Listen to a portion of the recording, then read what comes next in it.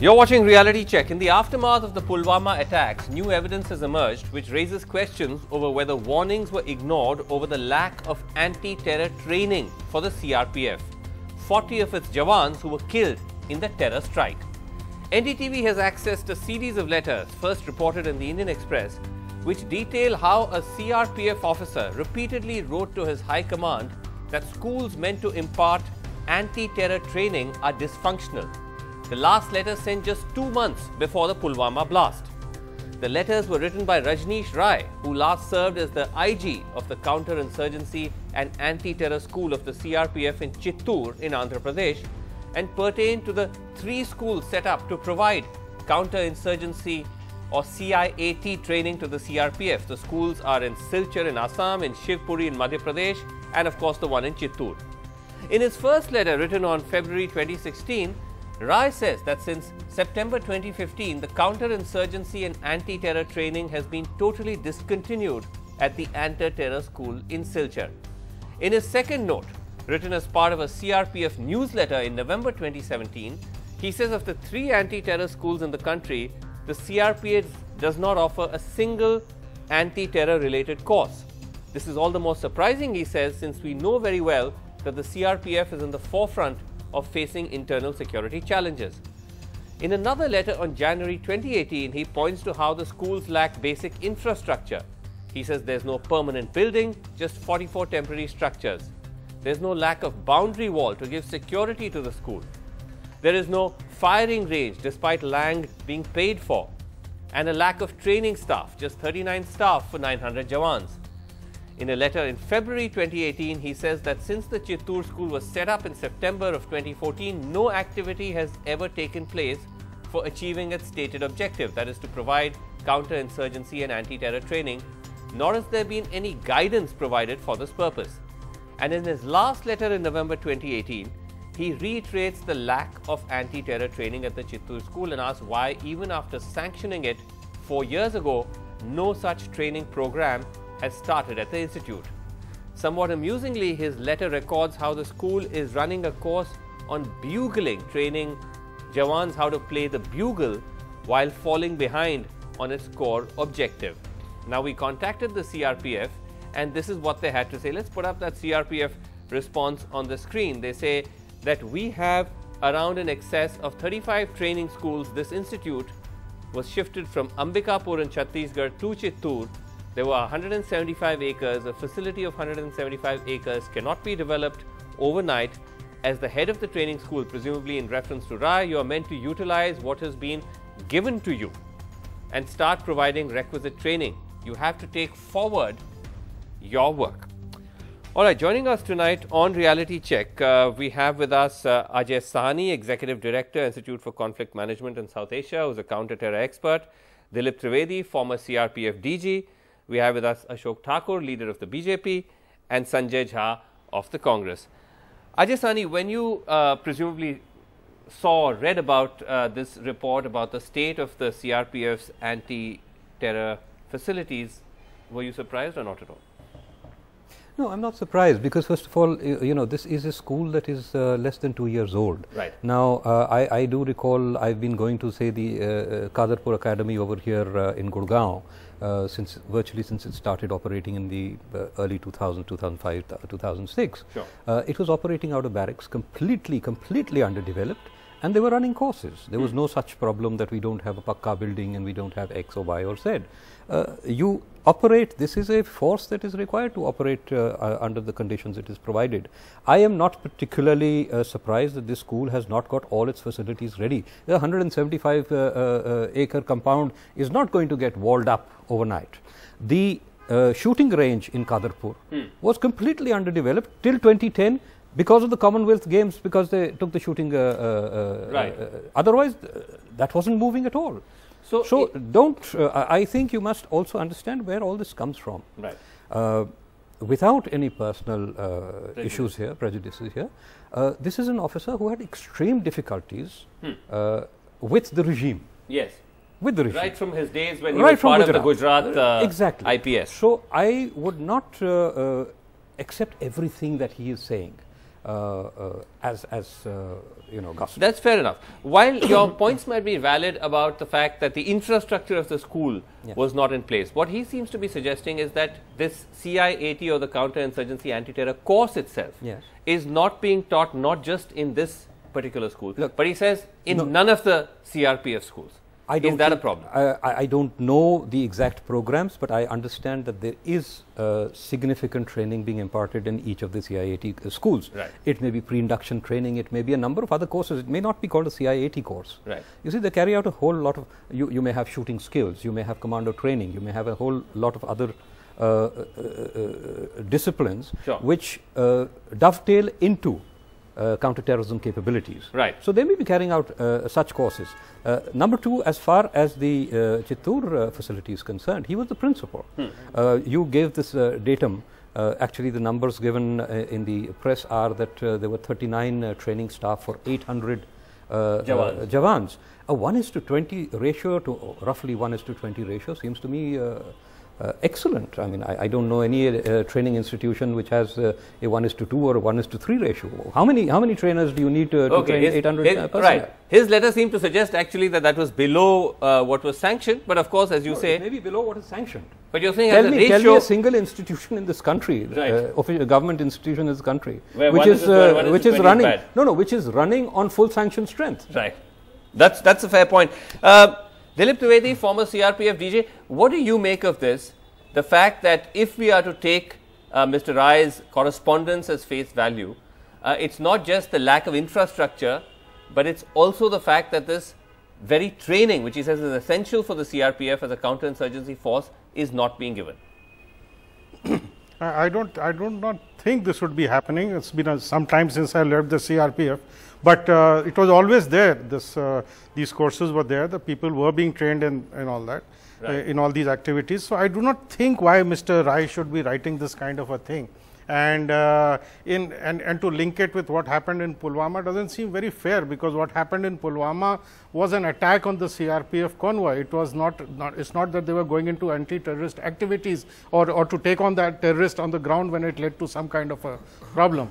So I mean, this you don't get trained in these training institutions to move in convoys. That's not part of the counter-terrorism training in any case. So I would really don't understand the logic behind this person writing this and linking it up with the failure in Pulwama. Training is an ongoing process. It's an activity which always requires some kind of a modification and improvement as per the new challenges that come up. And even the other side, the terrorist side, are also into reforming or coming up with new methods of attacking the force or countering the earlier methods by which they have been countered.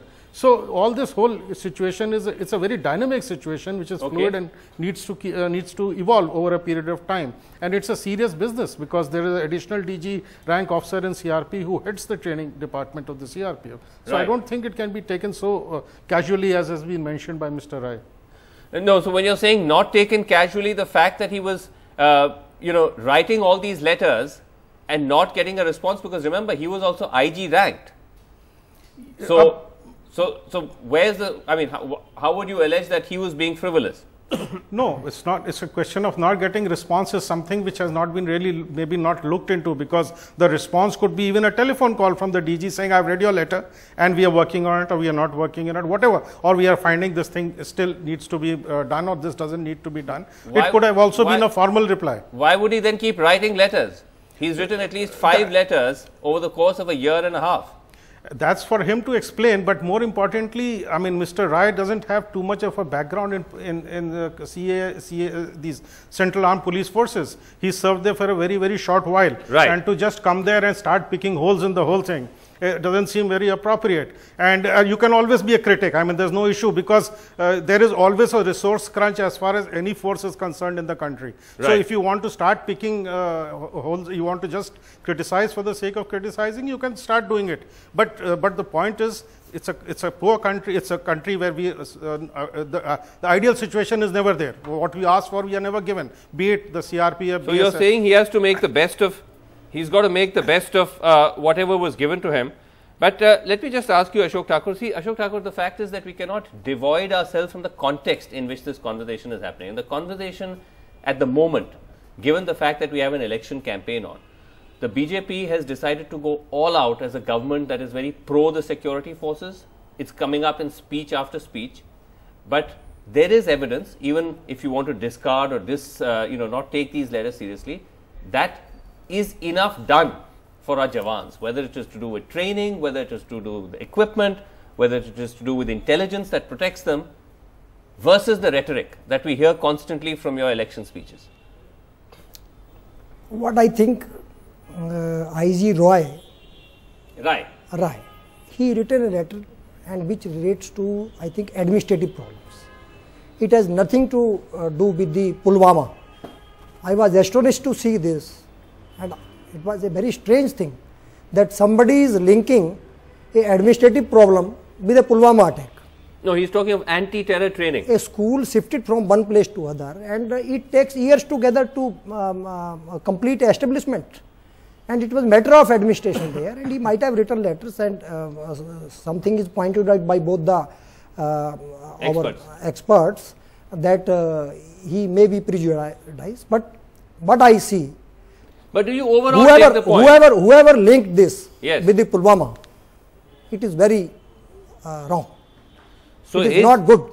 So the linking of this with Pulwama is wrong, but you're repeatedly bringing up the fact that Pulwama is something which then you have responded with airstrikes and which you are now taking action as a government. The Yogi Adityanath saying the army is Modi ka Sena, that's okay. That's all right. Dekhiye, IG Roy has written that. He is not the only one person who written a letter. You will find thousands of letters daily written by some of the departments to the government or some other departments. Discrepancies is always there. You cannot complete it. And so are you saying that even if a senior officer is writing letters, it's part of a routine thing? It is very general correspondence, what I see. And Ajay, just new establishment, you have to face the problems there. Okay. And if we also go to some new area, you have to face the things. Okay, so from your point of view, there's really no, Ajay, come in on this. Even if one were to discount these letters as being perhaps motivated because of Mr. Rai's background, is it fair to suggest that there is no problem with the manner in which the establishment is reacting to the needs of the security forces, whether it has to do with training, equipment, modernization, all of that? First of all, I'd like to suggest that the link with Pulwama in this particular case is not suggested in the letters. It is a mischievous injection in the reports. The Chittoor facility is not a training facility for Jammu and Kashmir, for CIAT personnel being sent to Jammu and Kashmir. That given, yes, I have a tremendous problem with the current regime's politicization of the armed forces. The kind of misuse of every incident. The Pulwama incident was turned into a great national, how do you say, tamasha effectively. Thereafter the Balakot strikes and the falsification of facts, the projection, and in fact the use of the armed forces to in some sense or the other endorse the inaccurate, I would suggest falsified accounts that were given by the political either the political executive or parties connected with the political executive. All this is there. The neglect of the armed forces is a reality. The neglect of acquisitions from the armed forces is a reality. Unanswered questions, I am not an expert on the subject, but unanswered questions even relating to the Rafale deal are a reality. And we have not seen a significant measure of transparency, while we have seen a tremendous amount of jingoism and tom-tomming of the regime's commitment to the forces without any real reflection on the ground. Okay, I'll just get Mr. Thakur to react to that, but before that let me go to Sanjay Jha, because Sanjay Jha, the wider point about the Rajneesh Rai correspondence or about these general questions of the capability and the sort of resources that are provided to our security forces does not necessarily limit itself to any one government. This is a chronic problem. So if you were to turn around and say and target this government to say that, you know, they let down our Jawans and so on, aren't you also guilty of politicizing something which, as I said, is not the prerogative or the monopoly of any one political party? You know, Vasu, there are two very quick points here. Number one, I think we have reached a very abysmal low with the kind of statements made by Yogi Adityanath today, treating the Indian Defence Forces like a private fiefdom of the BJP. I think that's a monumental shame. And I do hope more people from the defense services will speak up publicly, because I think, we are definitely, I think, by bringing a very, opportunistic political meaning to what is an act of patriotism and sacrifice, I think we are doing a great disservice to the armed forces. But to answer your question, I'm not, likely to buy into what I believe are very cynical arguments that I heard earlier, that these are just protest letters and that everything is hunky-dory. I believe when it comes to the matter of the CRPF, and I'm not bringing any politics here, whose job is to fight, insurgency and terrorism. If anybody raises a red flag, forget if it's an IG or police, even if it's a very junior officer who was to raise a red flag or become a whistleblower, I would stand up and take notice. Because end of day, don't link it to the Pulwama terror attack where 45 of our soldiers were slaughtered in cold blood, but somewhere they all link up, right? I mean, end of day, it's about awareness. Training means you just become a lot more alert.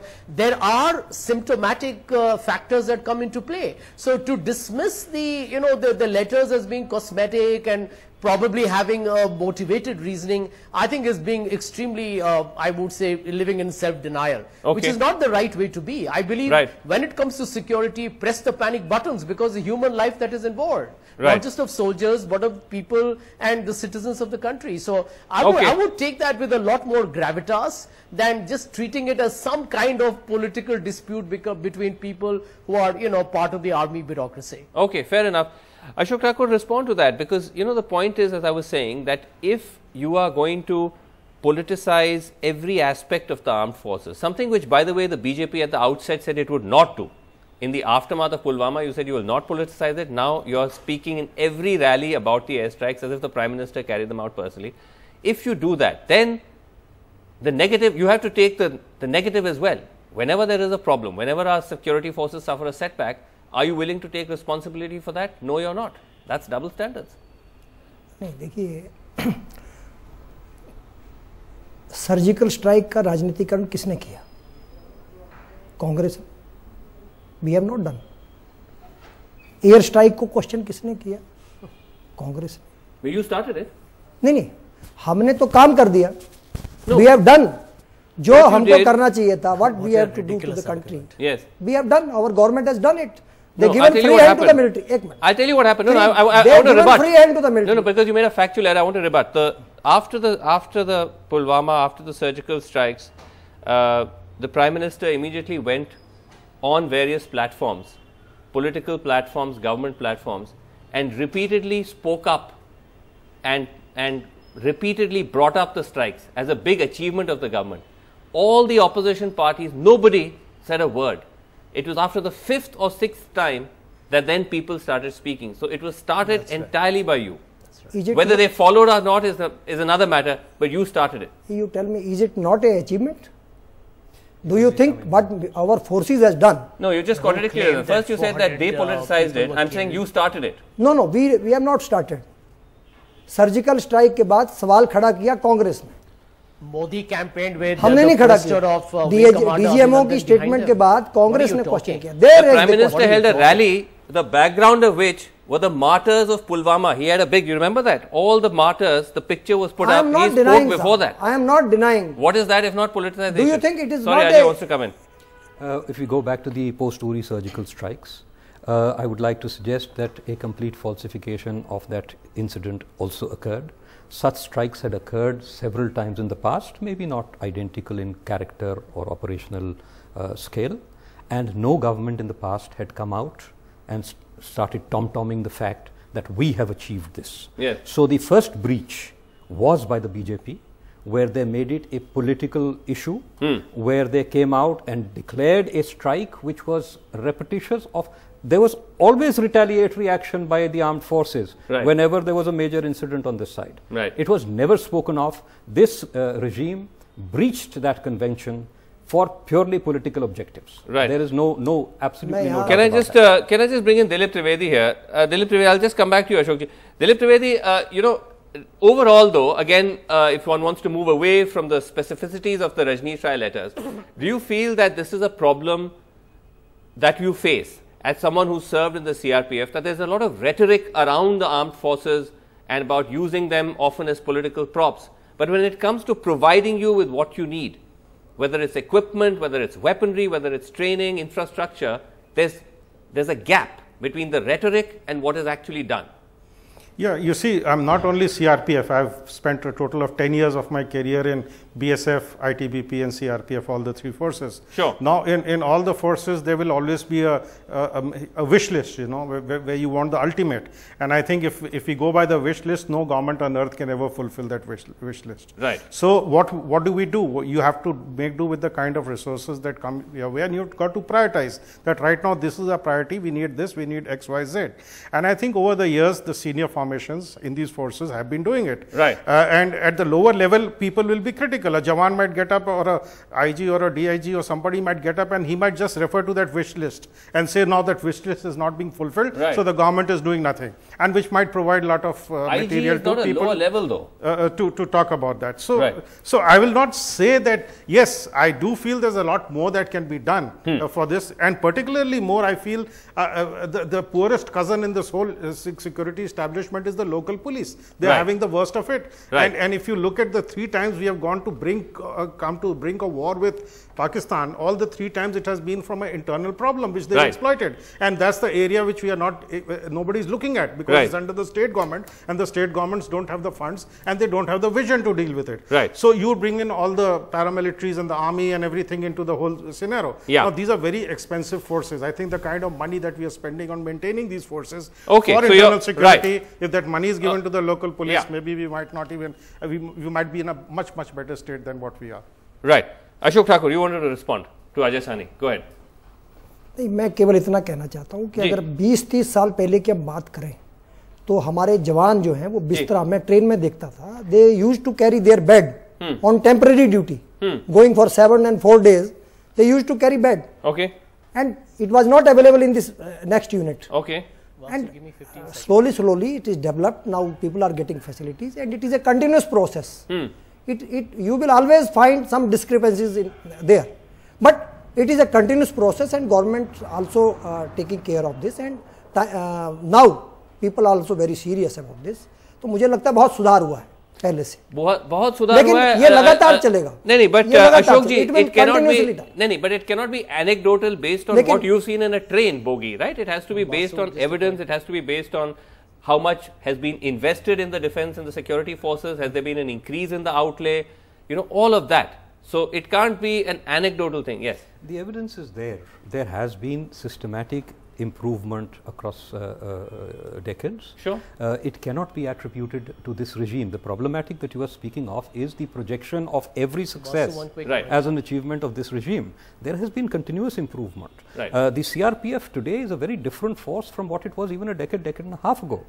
Training facilities have been enormously improved over the last decade and a half. Right. There was a time when less than, I remember the Chintalnad massacre, and there was a statement after that that the 75 odd personnel, CRPF personnel who were killed there, less than a third had undergone any kind of specialized training, whether counter-terrorism or pre-induction. That figure has probably changed. That figure has enormously changed. Almost all, let me just add here, almost all planned deployments today undergo pre-induction training. Right.